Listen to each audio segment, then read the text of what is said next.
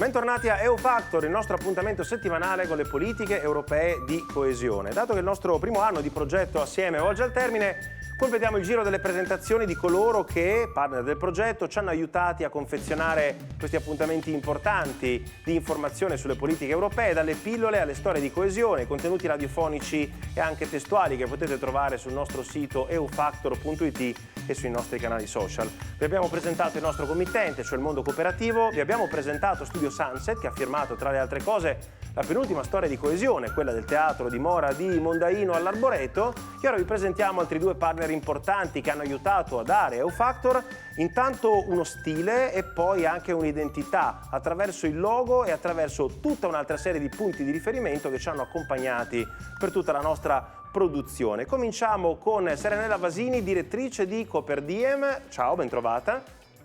Ciao, buongiorno, bentrovato Fabrizio. Allora, cominciamo raccontando che cos'è Coperdiem e poi magari anche che cosa avete fatto in questo difficile compito, no? Che è quello di trovare anche un modo di raccontare le politiche europee al di là dei contenuti. Coperdiem è una società di servizi di comunicazione a 360 gradi, quindi dalle normalissime campagne di comunicazione agli eventi anche complessi. Abbiamo avuto il compito di mettere un pochino a sintesi tutti gli aspetti relativi all'identità del progetto EU Factor ed è stato particolarmente interessante da un lato e complesso dall'altro, perché le politiche di coesione coprono un bacino di campi di applicazione veramente incredibilmente ampio e quindi abbiamo dovuto cercare di focalizzare quali potessero essere gli aspetti da un lato più comunicabili, che potessero fare maggior presa, cose complesse ma che possono essere comunicate anche in modo semplice, diretto. Noi abbiamo scelto di partire soprattutto dalla dimostrazione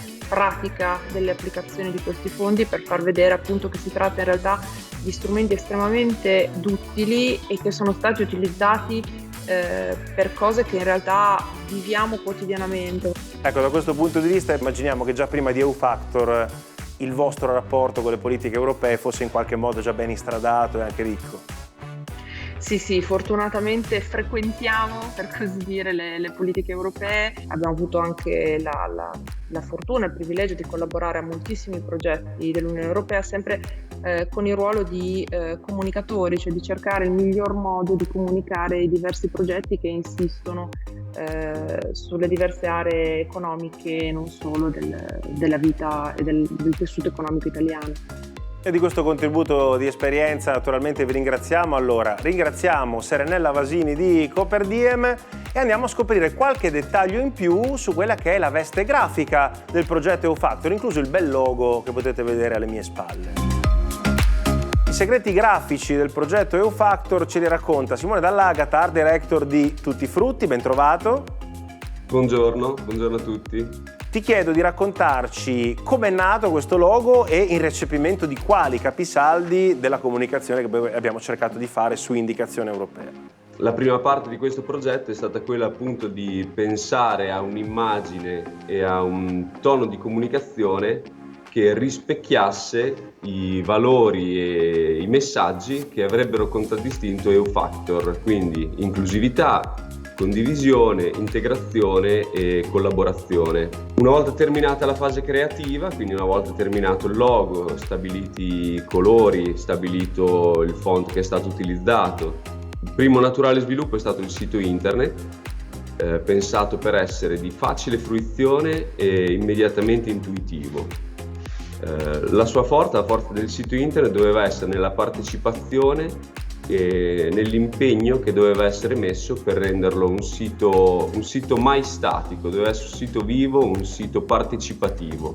Simone, ci sembra di poter dire sia stata una delle missioni più difficili della vostra carriera come Tutti Frutti, dal momento che, lo stiamo dicendo, passare i concetti europei, farli cliccare, renderli fruibili è una cosa non banale, perché molti insomma scappano un po' da questo tipo di contenuti.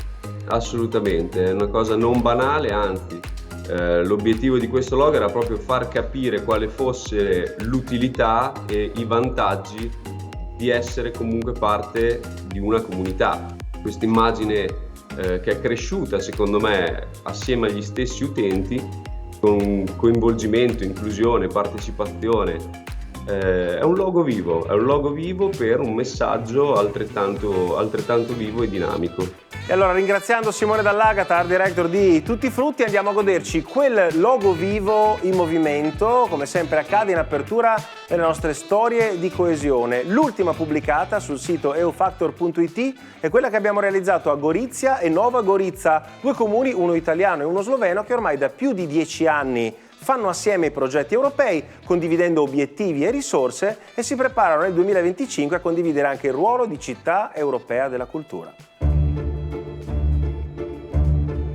Il ponte progettuale tra Gorizia e Nova Gorica collega città vicine geograficamente ma lontanissime dal punto di vista storico. Sul fronte italiano si trova infatti una città con oltre 1000 anni di storia, il cui nome compare per la prima volta sulle cronache nell'anno 1001. Su quello sloveno sorge invece una città progettata e costruita dal nulla pochi decenni fa. È nata 75 anni fa, il 16 giugno abbiamo celebrato il 75esimo compleanno della posa della prima pietra secondo i progetti di Edvard Ravnikar, un noto architetto sloveno che dopo la guerra ha disegnato un po' Nova Gorica, ha posto le fondamenta di dove poi è nata questa nostra città.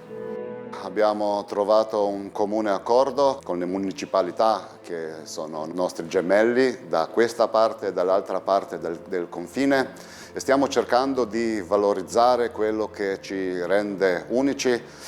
Nova Gorica è nota come una città molto verde e stiamo lavorando per lo più su di questo insieme a Szentpéter Vártojba e anche insieme a Gorizia. Perciò vogliamo fare sì che da questa e dalla parte italiana del confine il numero maggiore di comuni sia coinvolto, perché sappiamo che un turista che viene qui per una settimana può andare a Venezia in un'ora o a Ljubljana in un'ora, così che cercheremo di far percepire ai turisti, a quelli che vengono da più lontano, che cosa abbiamo da offrire.